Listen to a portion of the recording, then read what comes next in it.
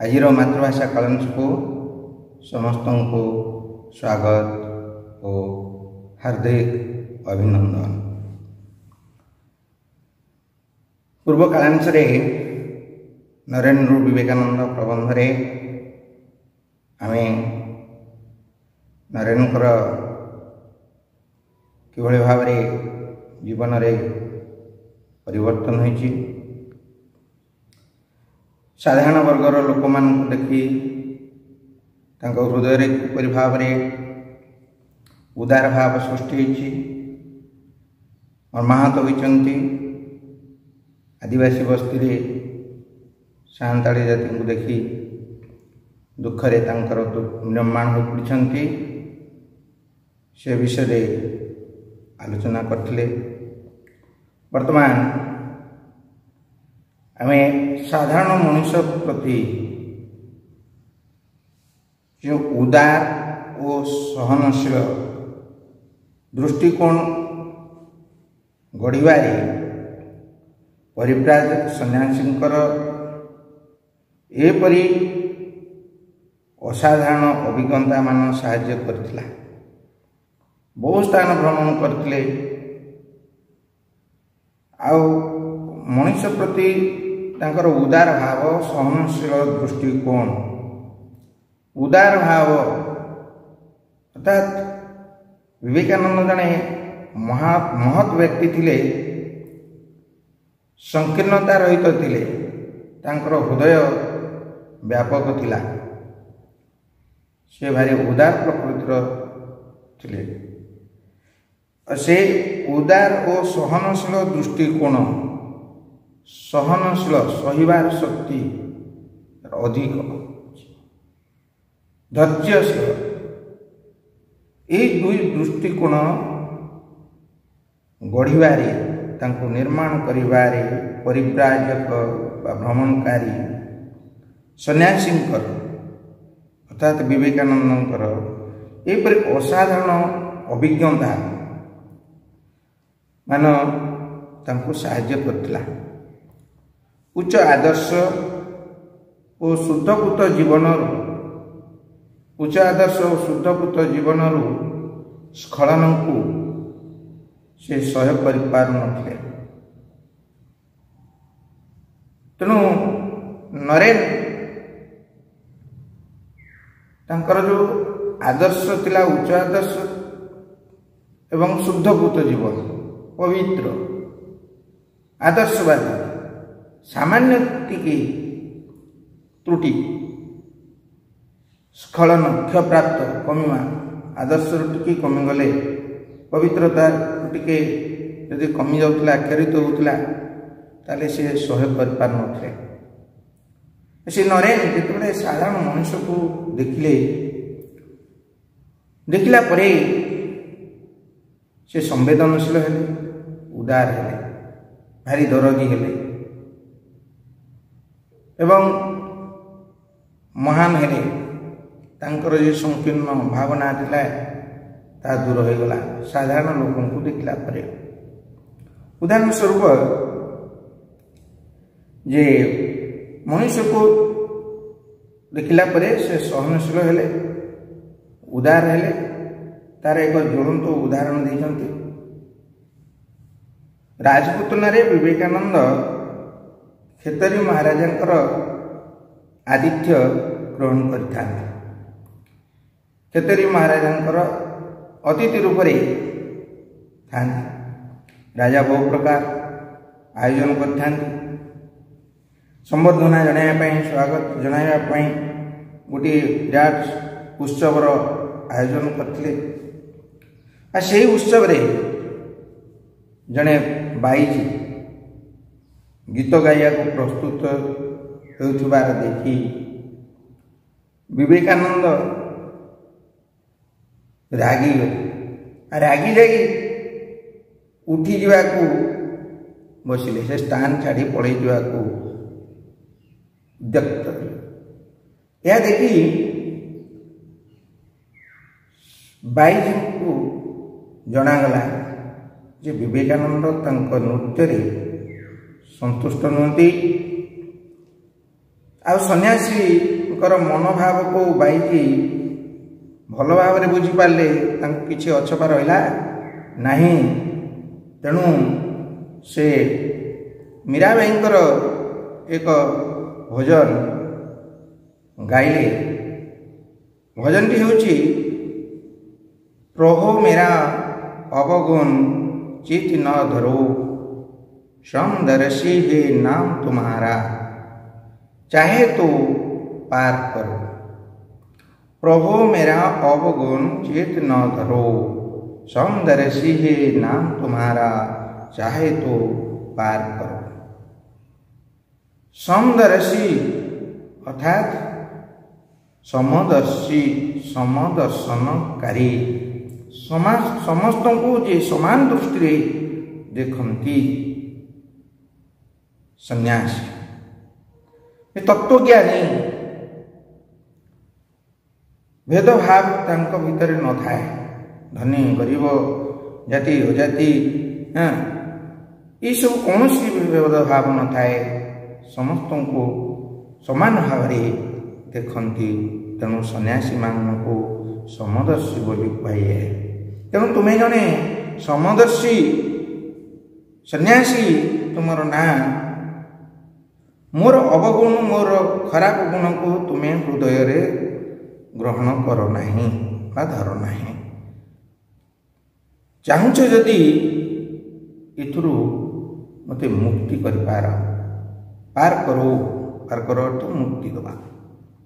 प्रभु मेरा अवगुण चित न धरो, समदर्शी है नाम तुम्हारा, चाहे तो पार करो। तेणु यू मधुर आवेगपूर्ण कंठरे बाईजींकर यह संगीत विवेकानंद को ऊपर गभीर रेखापात कला। हृदय मन छुआ सहित हृदय रे एक बड़ परिवर्तन सूत्रपात कला। यही कथा से अनेक बार तांकर शिष्य मानू कही। अनेक थर बाईजींकर कथा शिष्य मानू कही। मधुर आवेगपूर्ण कंठरे बाईजींकर जो संगीत विवेकानंद को ऊपर गभीर रेखापात करितला। यही घटनाटी तांको भीतर एक बड़ परिवर्तन सूत्रपात करथिला। परिवर्तन तांको भीतर जो उच्च आदर्शवादी थिले, आदर्श रु टिके विच्युत होनथिले, पवित्रता थिले, आ तांको जीवन रे एक परिवर्तन आइला। तांकर शिष्य मानक बहु बार एकाधिक बार उक्त बाईजी प्रसंग कही। घटनाटी घटवार अनेक वर्ष पर भगिनी निवेदिता नैनीताल कलिकतार नैनीताल स्थान स्वामी ठारू प्रथम करी ये कथा शुणी। विवेकानंद केतेक गुरु भ्राता और शिष्यों सहित नैनीताल जाइथांते। नैनी सरोवर बा पुष्करिणी, नैनी सरोवर निकटरे दुई जन रमणी निवेदिता और तांको सहयात्री को भेटी आलाप करथिले, कथबार्ता होथिले। नैनी सरोवर निकटरे बा नैनी पुष्करिणी निकटरे दुई जन रमणी सहित से कथबार्ता होथिले। आलाप करिया कथबार्ता बा गपसप हुआ। मात्र स्वामी को बेड़ी थिबा लोके भाभी बा चिंता करथिले जे ए कथा जानिला परे स्वामीजी दुही को तोड़ीदेवे, से दुई जन रमणी को सेठारु विदा करदेवे। मात्र से मानू तोड़वा को अस्वीकार कर स्वीकार कले, राजी हेले, नाई नाई से थांतु उपस्थित जनता मध्य गोटे आलोड़न खेलीगला। जिते सब सेठारे लोके उपस्थित थे समस्त भितर गोटे आलोड़न खेलीगला। कहले स्वामीजी जड़े एत बड़ सन्यासी ये दुई जन बाइज को आम तड़िया कहलु सी रहा कहले बाइज कहले पेशादार गायिका व नर्तकी जो मैंने कि राज दरबार रे नृत्य करी गीत गाई पैसा रोजगार करते से बाइज कहला समाज से घृणा दृष्टि देखुला।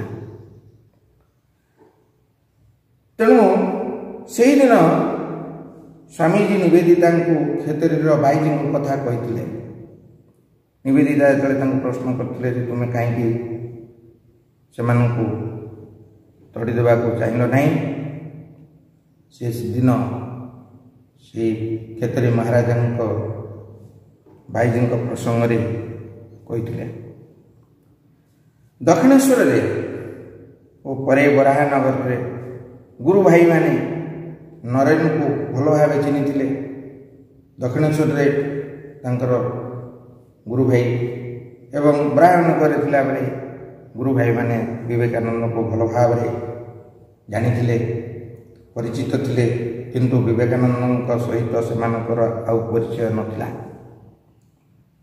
बराहनगर छाड़िया पर सहित नरेन आउ साक्षात हो नथिला देखा हो नथिला। नरेन विवेकानंद होई शिकागो चली गले। विभिन्न प्रकार लोकों सहित मिशिबा फल विवेकानंद जो ज्ञान आहरण कले जो अभिज्ञता अर्जन कले ताहा तांको कौनसी शास्त्र पुराण दे पारि न था।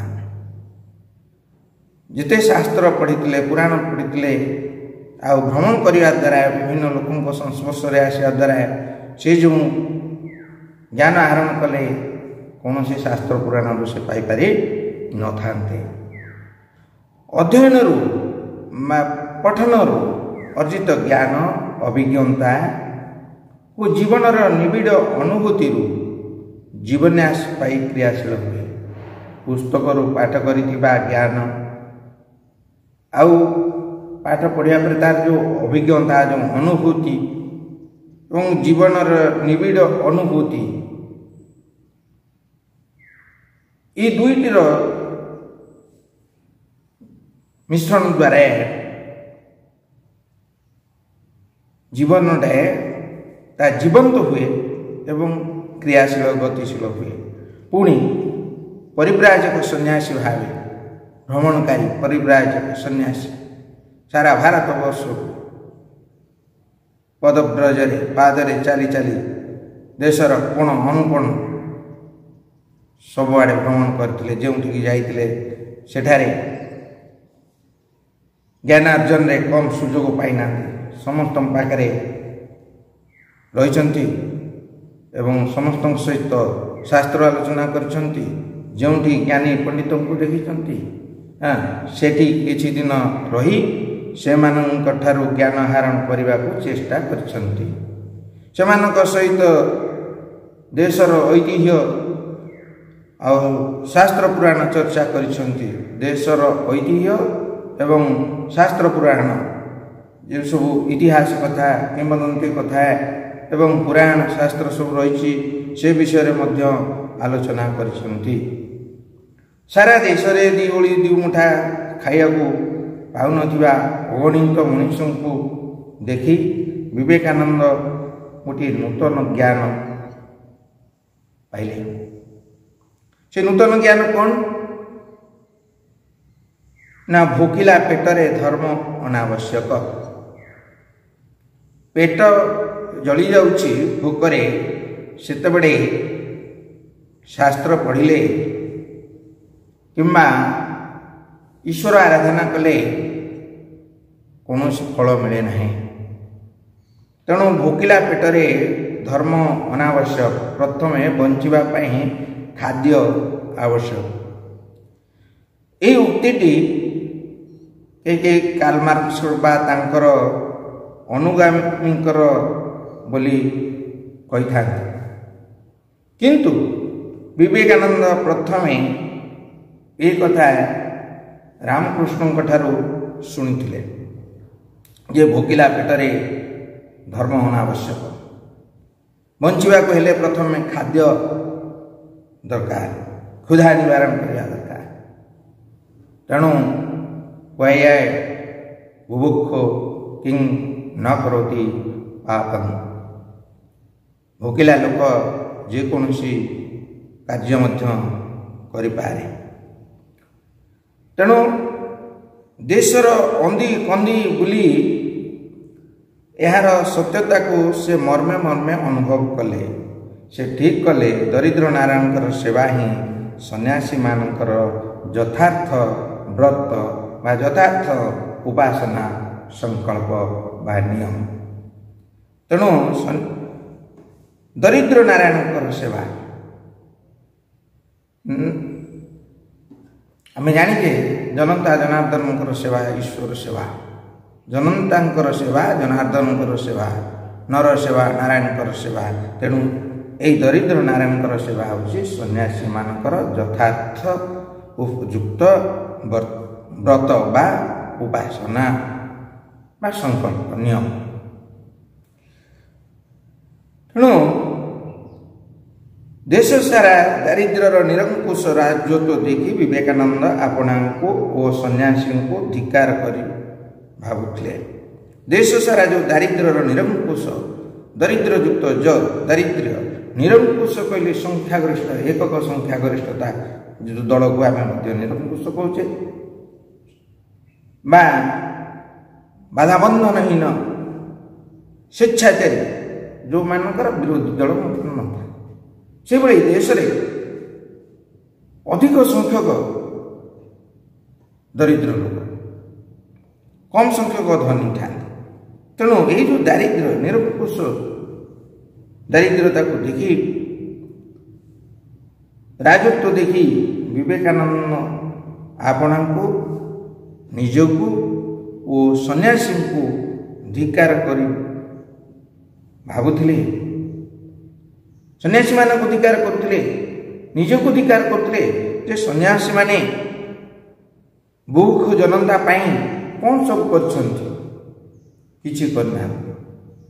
ବୁଭୁକ୍ଷୁ ଜନତା ପାଇଁ ଆମେ ସନ୍ନ୍ୟାସୀ କ'ଣ କରିଛୁ? ଜୟ ପରାଜୟ ଊର୍ଦ୍ଧ୍ୱକୁ ଉଠିଥିବା ଅନାସକ୍ତ ସନ୍ନ୍ୟାସୀ ବ୍ୟତୀତ ଆଉ କିଏ ପ୍ରବଳ ପ୍ରତାପୀ ଅଜେୟ ଦାରିଦ୍ର୍ୟ ଦାନବ ବିରୁଦ୍ଧରେ ଖଡ୍ଗ ଉତ୍ତୋଳନ କରିପାରେ? ଜୟ ପରାଜୟର ଊର୍ଦ୍ଧ୍ୱକୁ ସନ୍ନ୍ୟାସୀ ସମଦର୍ଶୀ, ଜୟ କ'ଣ ପରାଜୟ କ'ଣ, ଲାଭ କ୍ଷତି କିଛି ଫରକ ପଡ଼େ ନାହିଁ।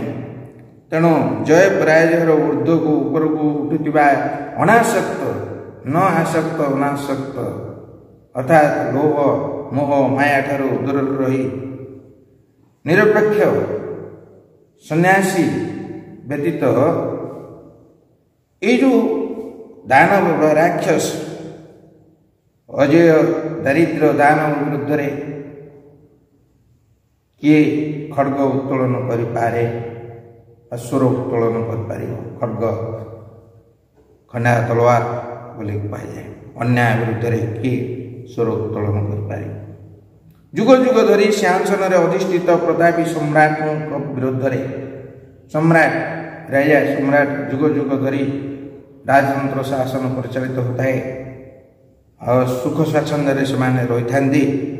ତେଣୁ ଯୁଗ ଯୁଗ ଧରି ସିଂହାସନରେ ଅଧିଷ୍ଠିତ ପ୍ରତାପୀ ପ୍ରବଳ ପ୍ରତାପୀ ଶକ୍ତିଶାଳୀ ସମ୍ରାଟଙ୍କ ବିରୁଦ୍ଧରେ ସଂଗ୍ରାମର ଫଳକୁ ନିଜର ଶୌର୍ଯ୍ୟ ବୀର୍ଯ୍ୟ ଦ୍ୱାରା ନ ମାପି ସୁପ୍ତ ଜାତିର ଶକ୍ତି କରିଥିବା ଦିବ୍ୟଦ୍ରଷ୍ଟା ସନ୍ନ୍ୟାସୀ ବ୍ୟତୀତ ଆଉ କିଏ ରଣଦୁନ୍ଦୁଭି ବଜାଇ ଯୁଦ୍ଧର ଡାକରା ଦେଇପାରେ?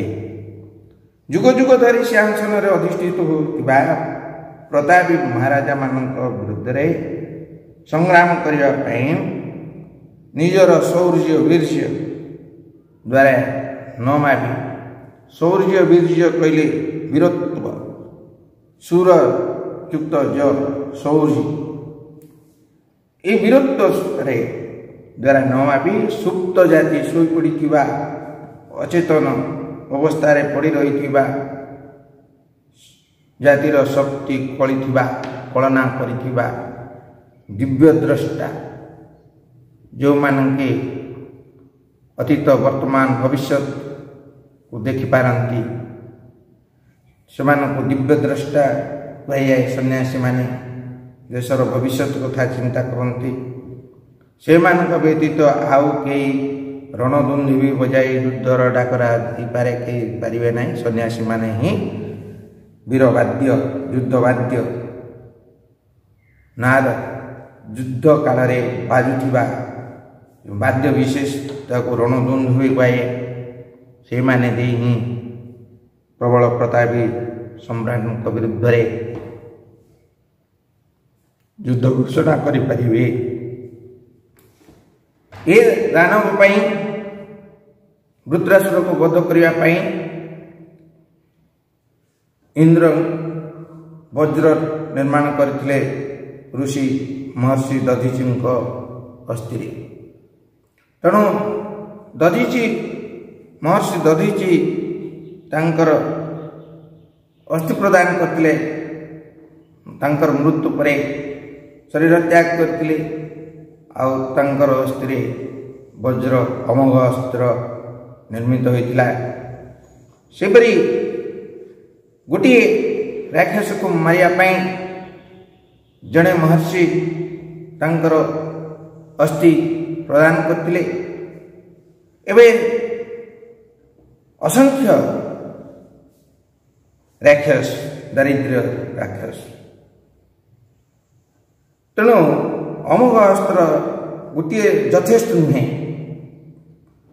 मनुष्यर दीर्घश्वास अश्रुर शत्रु संहार अस्त्र निर्माण मंत्र जानिथिबा मनुष्यर दीर्घश्वास एवं तार अश्रु शत्रु संहार शत्रु मानक संहार करने निवाद करने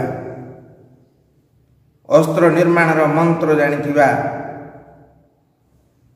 सन्यासी तरुण सन्यासी प्रति प्रतिटी आर्तनाद प्रतिटी चित्कार एवं प्रति बुंदा अश्रु को संग्रह करी तांको विशाल हृदय संची रखापी आप मारी हिमाचल पदव्रजरे बुलिले कुमारिका ठारू हिमालय पर्यंत समग्र भारतवर्ष पादरे बुली बुली विवेकानंद भ्रमण कले यात्रा आरंभ होता बराहनगर केउंठी जाई राजपुतना जयपुर आजमेर सेठार पुणी जूनागढ़ पोरबंदर द्वारका बम्बे पुणे शेष विवेकानंद जाई पहुँचले दक्षिण भारत में सारा देश रे एक अचिना सन्यासी अनेक गुणमुग्ध बंधु सहकर्मी अनुगत शिष्य सृष्टि करते जुआड़े जाइए अनेक गुणमुग्ध बंधु सृष्टि होते सहकर्मी एवं अनुगत शिष्य प्रिय शिष्य सृष्टि करते मद्रास रे तांकर प्रभाव बेसी भावे अनुभूत होइतिला देखिया मिलता युद्ध घोषणा करिया पूर्व छत्रपति सन्यासी वेशरे तांकर योद्धा मानक ठाब करिगले धनी राजा महाराजा बड़ बड़ पंडित मानक ठारू आरंभ करी साधारण जनता मध्य थिबा अनुरक्त सैनिक माने एई छद्मवेशी छत्रपति ठारू किए एक रहस्यमय इशारा पाई आदेश को अपेक्षा कर रही विवेकानंद आदेश को समस्ते धनी राजा महाराजा पंडित माने ये साधारण जने जनता मध्य कौन थिला छद्मवेशी छत्रपति विवेकानंद भितर अनुरक्त प्रिय सैनिक माने तांकर इशारा को अपेक्षा कर रही ଧନୀ ଦରିଦ୍ର ମୂର୍ଖ ପଣ୍ଡିତ ନିର୍ବିଶେଷରେ ଏବେ ଲୋକେ ଜଣେ ନିଃସ୍ୱ ସନ୍ନ୍ୟାସୀ ପ୍ରତି ଆକୃଷ୍ଟ ହୋଇଥିଲେ କାହିଁକି ପ୍ରଶ୍ନ ବାହାରିଛି। ନିଃସ୍ୱ ସନ୍ନ୍ୟାସୀ ତାଙ୍କ ପ୍ରତି ଏତେ ଧନୀ ଦରିଦ୍ର ମୂର୍ଖ ପଣ୍ଡିତ ନିର୍ବିଶେଷରେ ସମସ୍ତେ କାହିଁ ଆକୃଷ୍ଟ ହେଉଥିଲେ? କିଛି ହଟଚମକ ବିଦ୍ୟା ଦେଖି ନୁହେଁ ତ, ଗୁଣିଗାରେଡ଼ି ମନ୍ତ୍ର ଯନ୍ତ୍ର କିଛି ଦେଖି ନୁହେଁ, କିମ୍ବା